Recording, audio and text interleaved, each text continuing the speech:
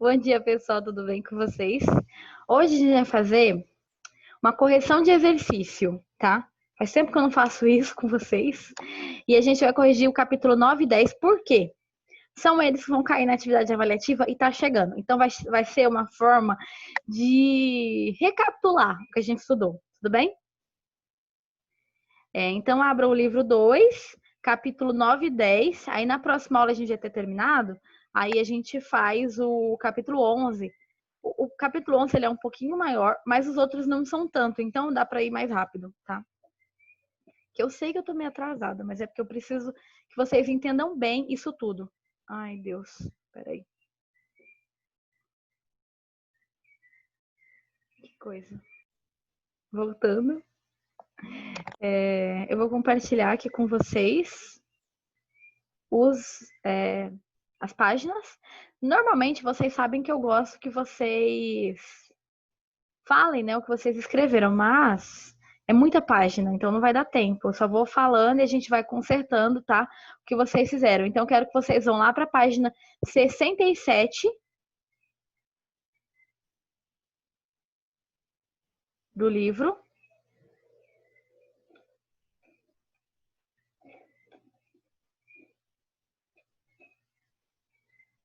Tá? E aí na página 67 do livro de vocês, no exercício 1, fala, né? O Império Brasileiro tinha cerca de 4 milhões de habitantes. Logo após a independência, né? Descreva essa população. Lembra que a gente falou sobre isso em aula? Eu expliquei para vocês todo aquele conceito, né, de que a população ainda estava se desenvolvendo, ainda estava crescendo, né? E que não existiam muitas pessoas. Se a gente pensar que durante o período de escravidão, né, aproximadamente 5 milhões de pessoas eram negras, tinha 4 milhões nessa época. Então, muito mais da metade, né, eram de negros. Teve muitas pessoas da tarde, que a gente corrigiu ontem os exercícios, que colocou os valores, né, quanto por cento tinha cada um. Não tem problema quem colocou. O livro aqui, na verdade, na resposta, traz só um geral. Mas quem pôs os valores, tudo bem também. Então, a resposta, né, se você não colocou algo parecido, você pode arrumar, tá?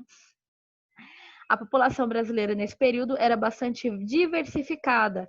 Haviam brancos, indígenas, que viviam geralmente em aldeamentos. Lembra que a gente falou que os indígenas viviam, né, nesses aldeamentos do Estado? A gente vai ter uma questão sobre isso. E negros escravizados, tanto negros, né, tanto escravizados quanto libertos, que também eram conhecidos alforros, porque a alforria era o documento que dava liberdade a eles, né?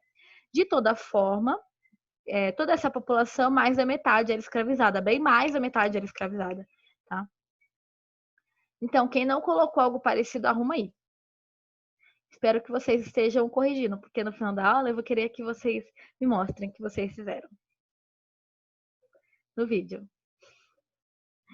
A economia brasileira do século XIX, né, que é o que a gente estudou no capítulo 8. Como que era a vida, não, no capítulo 9, desculpa. Como que era a vida no início do século XIX, né? Era bastante dependente das exportações do gênero agrícola. Tem uma questão sobre isso na atividade avaliativa, sobre os itens de gênero agrícola que a gente produzia, tá nesse capítulo aqui, tá? Cite as principais consequências desse modelo econômico para a industrialização do país.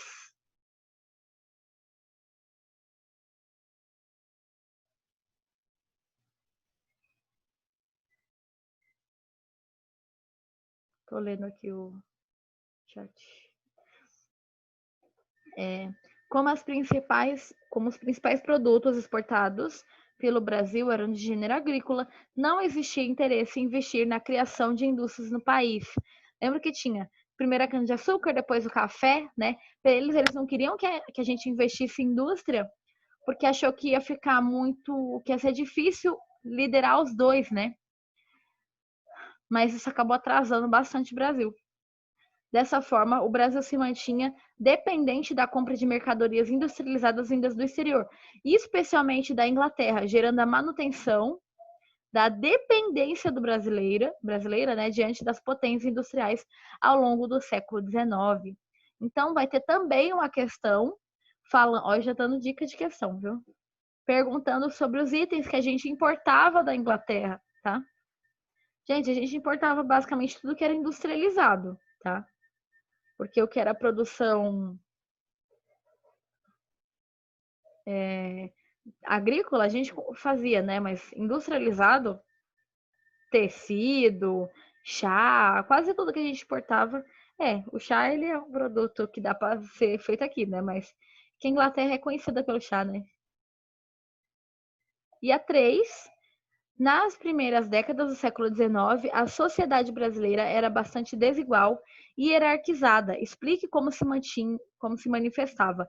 Na página anterior, falei exatamente sobre a sociedade, como que era, né? Eu até no meu livro, eu fiz uma pirâmide ali social falando que era elite, né? Depois os pequenos e médios mercadores e a questão das pessoas que trabalhavam no governo e assim vai.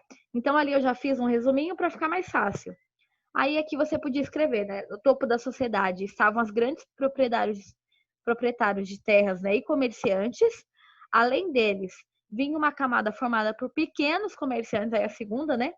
Funcionários do governo, oficiais das Forças Armadas, entre outros. Eles eram seguidos por trabalhadores manuais e pobres.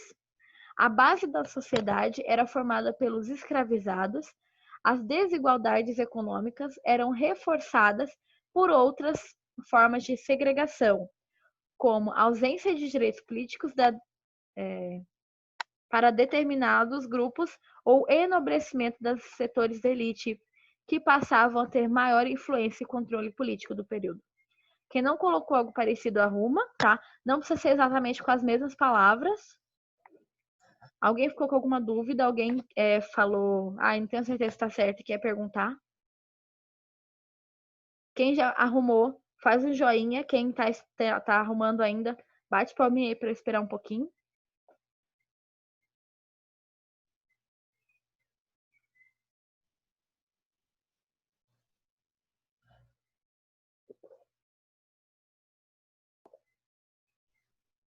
Por que vocês tudo estão com esse desenho?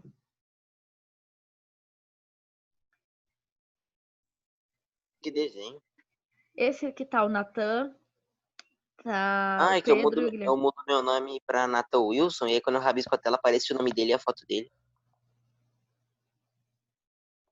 Quê? Todos tramam contra o grande imperador. Professora, se eu botar meu nome de Nathan Wilson agora e riscar a tela, vai aparecer o Nathan Wilson que riscou a tela. Entendeu? Aí pra não haver dúvidas, é só ter a mesma foto. Como ousam tramar contra seu rei? Ai, gente, tira essa foto, é muito esquisito.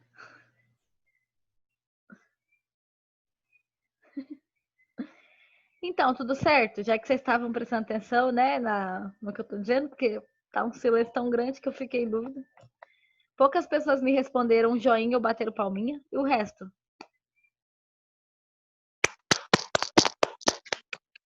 Tô tirando o print pra copiar mais tarde, pode ser? Ah, mas eu quero que Eu arrume, acho hein? que tá todo mundo dormindo, professora. Ok. Tô vendo. Vou fazer uma chamada falando, vamos ver. Igor, fala eu aí. Eu. Maria Luísa, fala eu. Oi, Oi, eu. Tudo bom? É pra falar eu. tudo com você. Mariana, Eu. Giovana, Eu tô aqui. oi, Duda. Oi, professora. Oi, Sara. Oi. Oi, Maria Isabel. Oi. Oi, Rafa. Oi, Pro. Oi, Gabi. Hi. Gabi que tirou foto com a gente lá no Drive, né? Sim. Oi, Bruna. Oi. Oi, Alice. Oi. Legal ouvir a voz de vocês, Nossa, gente. Alice, quanto tempo? Meu Deus. Pois é. Uau! Professora, pra senhora que não perguntou, eu tô aqui, tá? Calma, não terminei. Oi, Tá bom. Pedro. Era você O que é pra agora. falar? O que é pra falar como resposta? Oi. Oi. Oi, Guilherme. Olá. Oxi, Ele botou a boca no microfone. Ele Entendi. gosta. o Nathan já falou, né? E o Gustavo eu vi agora há pouco. Que o Gustavo é legal porque ele liga a câmera. Gente, Agora, porque ele liga a câmera, não pode mais chamar o coitado. Então, beleza. eu vou oi, pegar minha câmera. Gustavo. Oi. Boa. Oi, Nathan. Guten Tag. Meu alemão tá ruim. Ah, você sabe que é alemão? Lógico, Irado. eu sou professora de Professor, história, lembra? basicamente Lembro. ele quis dizer que ele adora o Hitler e essa aula merece pegar fogo no celular de todo mundo. Eu traduzi. Não, esse não. Ele tava dando saudação. Tipo, olá, bom dia. Algo assim. Mas eu não sei responder. Essa semana eu assisti uma série que é russa. Falei, nossa, que legal. Mas muito difícil o nome dos personagens. Gente, página 72. Vamos lá. Já copiaram, já tiraram o print. Tudo que tinha pra fazer nessa aqui. Página 72.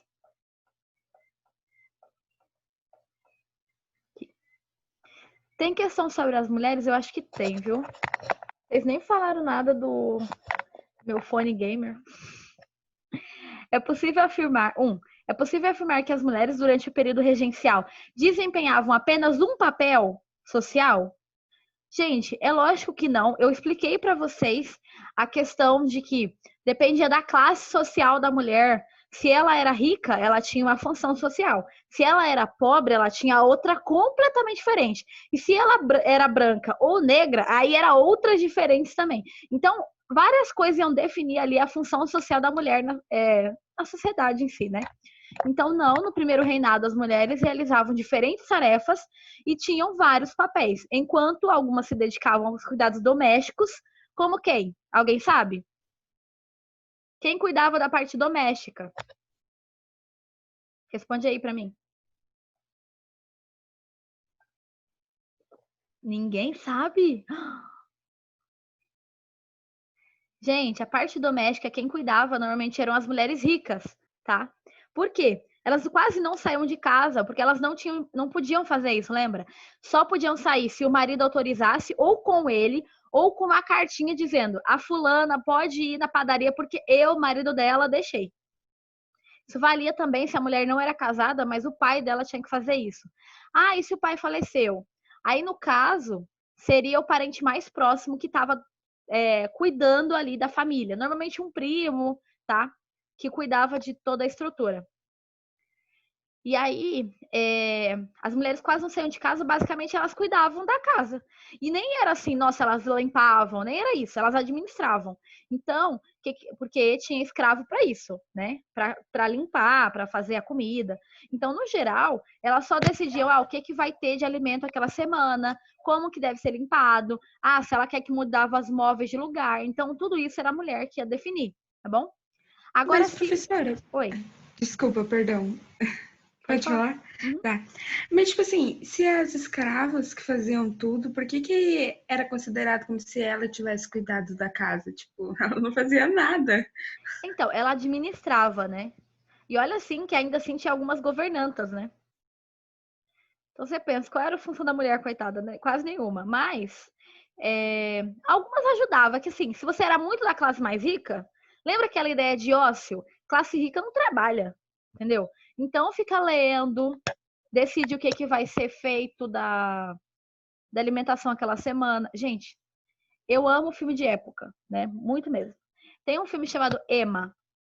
Quem aqui conhece Orgulho e Preconceito? Esse é uma série, é um livro, um filme. É um livro, mas tem um filme também. É que quem escreveu esse livro... Eu amo esse livro. Não. Minha escritora livro é favorita. antigo?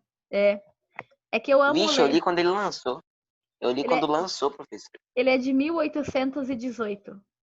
Pois é, eu ajudei a fazer a capa. Entendi. Foi uma mulher que escreveu, uma das poucas. Eu amo literatura inglesa do século XVIII. Eu sei que é uma literatura bem específica, mas pra mim é a favorita. E aí, tem uma escritora chamada Jane Austen, que é a escritora que escreveu Orgulho e Preconceito. Quem nunca assistiu esse filme? Assiste essa semana. Indicação minha, é um romance, mas é muito lindo, é muito maravilhoso. E não fala necessariamente sobre o romance, mas sobre relações sociais. Então fala sobre até onde o seu orgulho deve ir, o que você tá certo, o que você tá errado. Entendeu? É bem legal. Ela estudou o conceito da época, mas dentro dos livros dela tem um livro que também tem um filme chamado Emma. No Emma mostra bem a função social das mulheres do período. Então, basicamente, o que a Emma faz? Ela é muito rica, então ela escreve carta, ela define o que vai ser feito ali, a alimentação da semana. Então, a função dela é essa. Tanto que ela vira super casamenteira, porque não faz muita coisa, né? Então, arruma outra coisa para fazer. Tá? Era meio que as mulheres ricas, elas tinham menos direito, parece, do que as mais pobres. Porque as mais pobres tinham que trabalhar.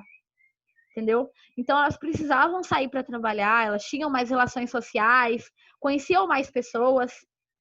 Eu já assisti, é muito bom mesmo. Eu amo Jane Austen, sou apaixonada. Gente, quem gosta de Orgulho e Preconceito, Persuasão é o melhor livro dela. Nossa, é muito lindo, meu Deus, eu choro toda vez que eu leio. Eu gosto dessa época, porque eu gosto de ver, né, como que era a estrutura. E aí, E não é um filme que tenha nada pesado, o que é muito raro, porque filme de época sempre tem sexo ou violência. Como é romance, é de boa. E ali mostra bem, né? Aí no caso das mulheres mais pobres, elas tinham mais direito. Ali no próprio Emma, ela é amiga de uma mulher que é pobre e a mulher sai para passear o tempo todo, a mulher conhece várias pessoas, pode casar com quem ela quiser, porque gente rica não podia, só casava com quem os pais determinavam, porque era sempre um acordo comercial, não era por amor, era um negócio, né, o casamento. Então tinha muito menos direitos a mulher rica. E aí a escrava, coitada, direito nenhum, né? Tinha que fazer o que o senhor mandasse. E assim vai. Então, dependia muito da estrutura. 2. Ao longo da história do Brasil, as condições da vida das crianças variavam de acordo com o grupo social também, né?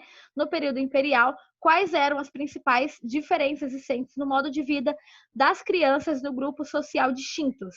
Então, eu mostrei para vocês isso nos slides também. Enquanto as crianças da elite tinham acesso a bens materiais diversos, a oportunidade de instrução e de formação, as crianças camadas populares possuíam menos recursos e oportunidade de estudar. Então, as ricas, elas tinham alguns direitos. E ainda assim, você tinha mulher e homem, né? Porque o direito de estudo da mulher era, quando ela era criança, era para ela ser prendada. Então, ela aprendia a bordar, a costurar, a tocar piano, a fazer coisa assim. Enquanto o homem tinha um estudo mais formal, porque ele ia precisar se envolver com política, né? Lembra que no período a mulher não se envolvia com política, não podia, era proibido ainda. Então, era bem diferente, né, a estrutura. Para de riscar a tela, por favor. Então, Pro, desculpa, foi sem querer, eu não sei como apagar. Eu juro que foi sem querer. Como que tira esse negócio Tirei. que eu não sei? Valeu, professora, desculpa.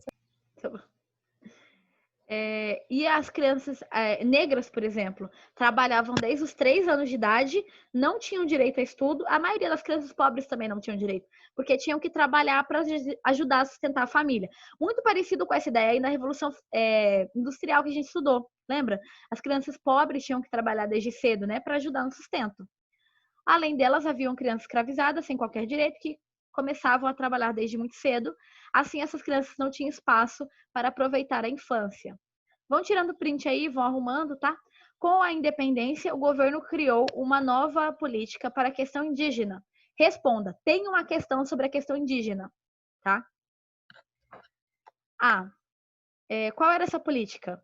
A política consistia na incorporação das comunidades, aquela ideia de assimilação que a gente estudou nas aulas, né?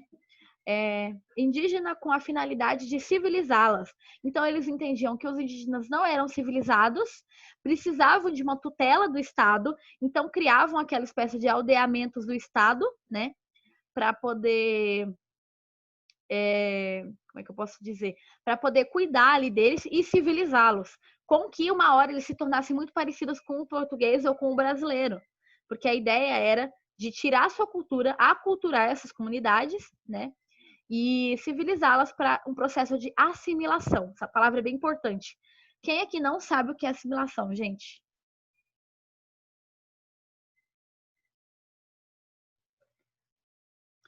Quem não sabe, dá um Google agora rapidinho.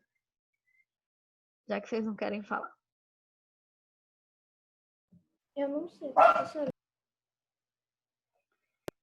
Deixa eu pensar como é que eu vou explicar isso para vocês. Alguém quer explicar?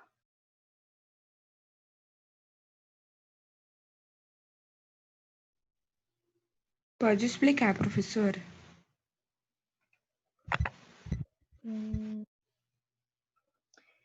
A ideia de assimilação, ela tem ideia de transformar a pessoa parecida, uma identidade parecida.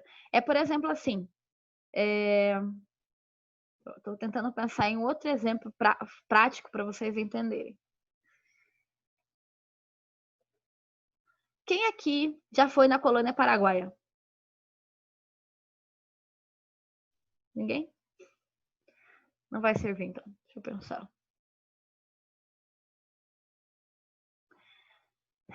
Gente, a ideia de assimilação seria a ideia mesmo de transformar a pessoa parecida com a outra. Então, é como se você virasse e falasse assim, olha, a partir de hoje, o Brasil é Estados Unidos.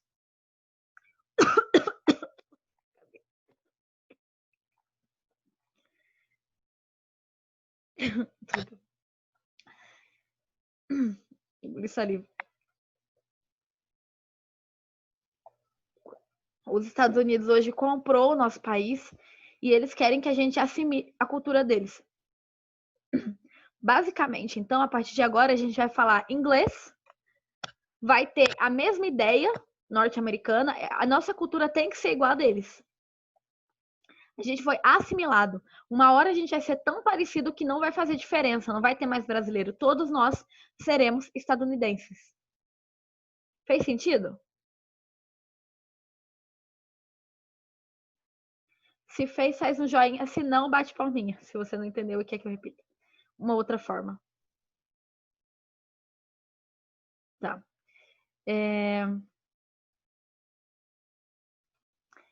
Eu não sei se alguém aqui já passou por uma igreja que, tipo, a igreja meio que desmontou e foi para outro lugar. Digamos que você está numa igreja com a sua cultura, com a forma como que você entende a Bíblia, com as coisas que acontecem, toda uma estrutura ali da sua igreja. E aí, de repente, por algum motivo a igreja se desfaz ou você e a sua família vai para outra igreja. A partir daquele momento, aquilo que você entendia provavelmente não vai ser a mesma coisa, né? E aí você vai para essa outra igreja e aí lá você vai aprender novas coisas, né? Uma nova forma de interpretar a Bíblia, uma nova cultura, tem toda uma estrutura naquela igreja. E aí você meio que esquece a anterior e a partir daquele momento você se torna, quando você se tornar igual, entender exatamente igual, ver as coisas igualmente, aquele grupo ali, você se assimilou a eles, virou um só. Fez sentido agora?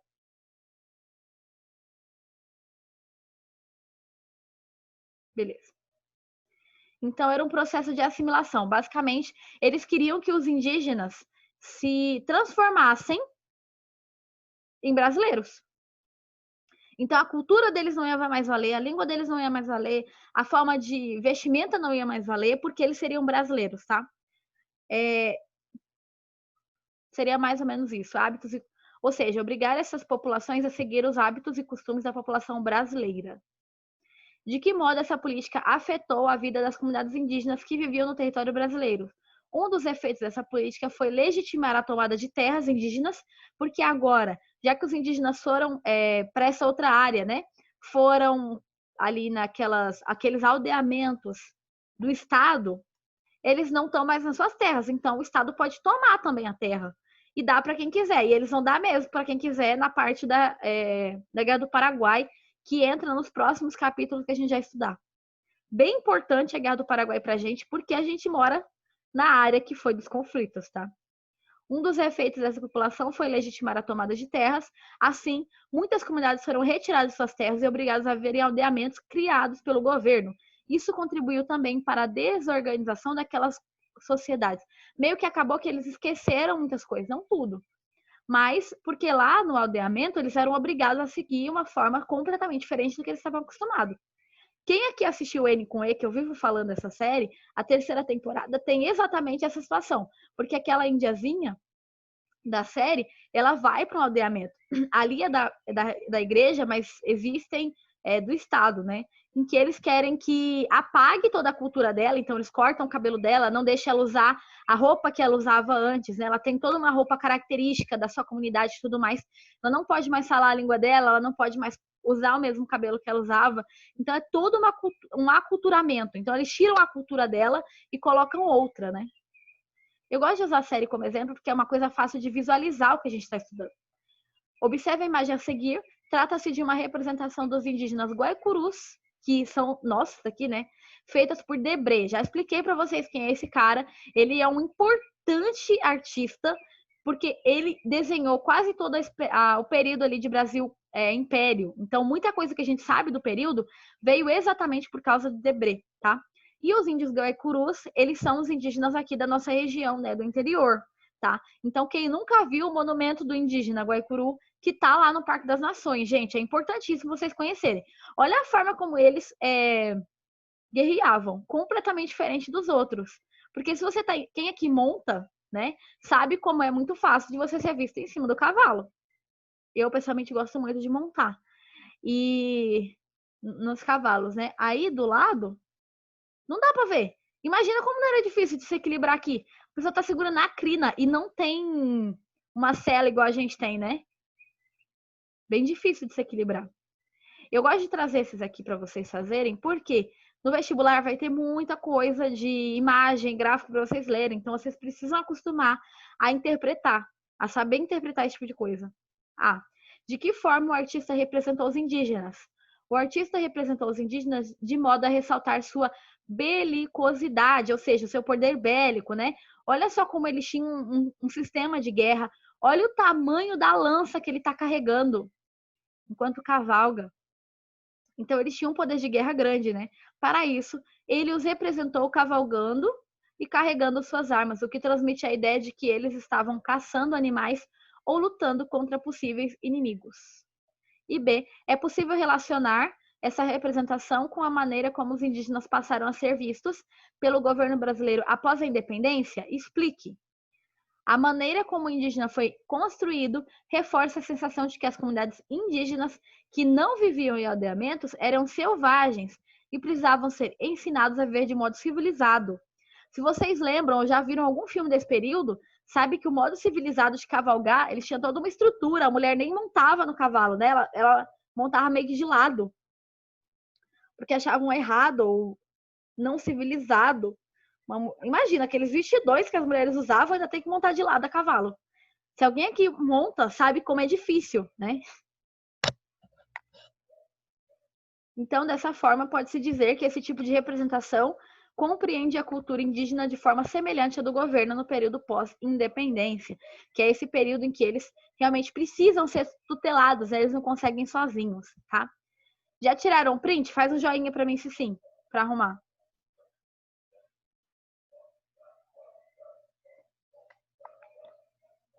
Aproveita agora, quem já tirou, página 78 e coloquem aí o nome na chamada.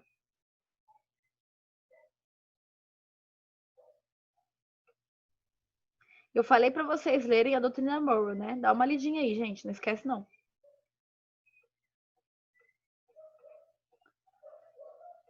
Página 78. Gente, falta 6 minutos. Então, eu vou... tirem só o print aqui das telas, tá? E aí eu vou pular para o próximo capítulo, porque não vai dar tempo de explicar tudo. Quando vocês tiram o print, faz um joinha para mim que eu já baixo para o próximo.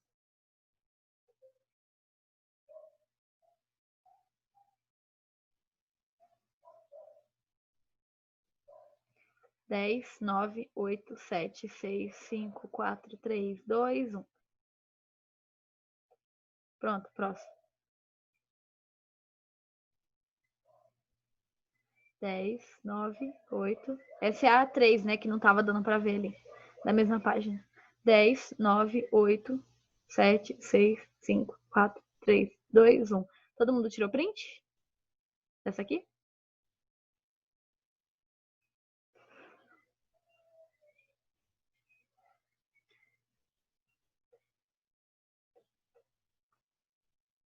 Página 79. Enquanto isso, quem colocou o nome no chat? Giovana, Maria Isabel, Eduardo, Gustavo, Rafael, Gabi, Natan, Sara, Maria, Luísa. Bruna. Precisava ter colocado, hein? Eu falei presente, eu tô presente. Mariana. Coloca aí só porque precisava, porque aí depois, se eu preciso, tá escritinho. Agora na página 86. Igor. Aí é o capítulo 10. Pedro.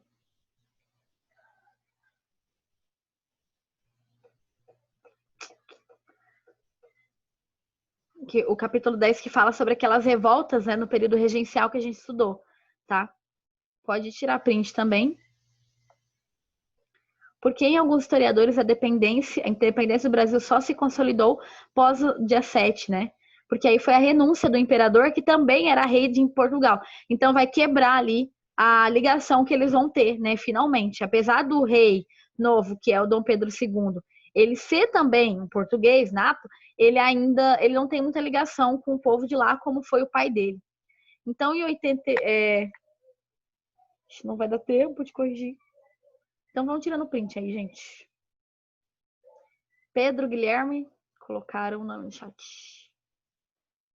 E a última página é a página 90. Período regencial, o governo viveu momentos de grande instabilidade política e social. Quais as causas dessa instabilidade e quais dos perfis dos conflitos registrados no período? A renúncia do imperador fez com que diferentes grupos com variados projetos distintos disputassem poder. Assim, entraram em conflito vontades e desejos de grandes e pequenos produtores, de defensores do trabalho escravo e livre, da economia de subsistência e da exportação, entre outros. O resultado desse jogo foram de conflitos e revoltas de perfis variados. E página 90. O início aqui. Tira print e dá um okzinho para mim.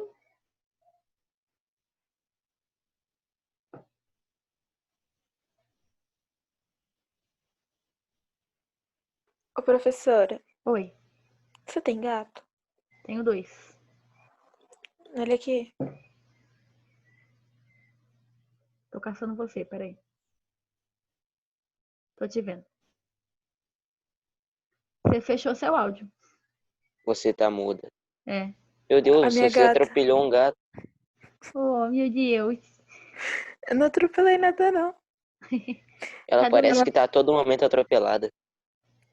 Ela tá deitada na minha cama desde a hora que eu levantei. Ela não mudou de posição. É que tá gostosinho. Ela passa o dia inteiro deitado na minha cama, como se não houvesse nada pra ela fazer. Mas não tem mesmo. Professora, só que antes ela brincava com o irmão dela. Agora ela não brinca. Ela passa o dia inteiro esticada na minha cama como se eu tivesse morrido. Mas de noite ela bagunça? Bagunça. Ah, por isso. Aí ela cansa, ela vem aqui no meu quarto dormir. Essa aí é a última questão, gente, sobre a Revolução Farroupilha, que é a questão 3, né, da página 90. A Farroupilha foi um dos conflitos mais longos ocorridos no período. Quais as principais razões desse conflito? Tem uma questão sobre a Guerra Farroupilha. Protestava contra os altos impostos que recaíam sobre a charque, principal produto da região. O movimento alegava que, por conta dos tributos nacionais, a charque do Uruguai e da Argentina ficavam mais baratas que a do país. E B, como essa situação se estabilizou, né? Se estabilizou. O Marechal Luiz Alves de Lima e Silva foi nomeado pelo governo como presidente da província. Ele passou a debelar o conflito que terminou em 1845 com a vitória do governo. Após negociações, grande parte das reivindicações dos estancieiros foram atendidas. Gente, acabou a aula. Muito obrigada. Fiquem com Deus. Até semana que vem. Dê uma recapitulada aí no capítulo, tentem dar uma lida de novo nos 2 capítulos, se possíveis, porque essas coisas é difícil retornar e cai em vestibular, tá? Muito obrigada. Tchau, tchau. Tchau pra ele. Tchau, tchau, tchau. Tchau, tchau. Tchau.